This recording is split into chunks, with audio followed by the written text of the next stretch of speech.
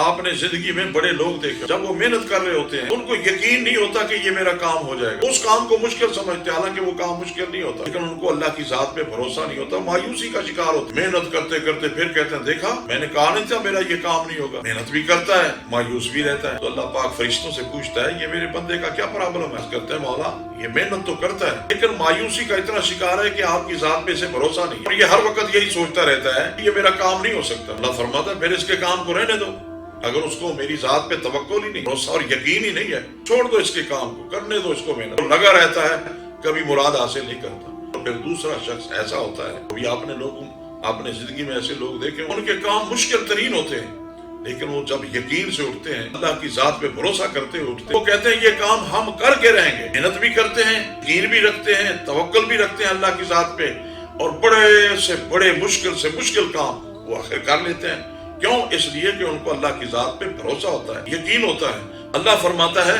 हमने इसके मुश्किल काम को नहीं देखना, हम तो ये देख रहे हैं कि इसका यकीन हमारी जात पे पक्का कैसा है, पुख्ता कैसे है। इस यकीन की सिले में इसे इसका काम कर, आखिर उसका काम हो जाता है, वो मुराद को पहुंच जाता है। इसलिए हमें हमेशा अपनी मेहनत पे नहीं अल्लाह की जात पे यकीन रखना, क्योंकि कामयाबी की चाबी जो है वो भरोसा है, अल्लाह की जात पे तवक्कुल है।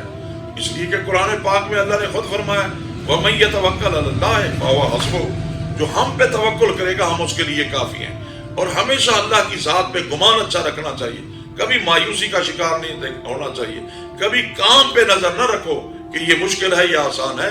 अल्लाह की जात पे यकीन रखो और भरोसा रखो, क्योंकि अल्लाह पाक का फरमान है आना इंद ज़न्ने अब्दी, मैं तो अपने बंदों के गुमान के मुताबिक पूरा उतरता हूँ। जैसे तुम मुझे गुमान कर लोगे वैसे मैं करूंगा।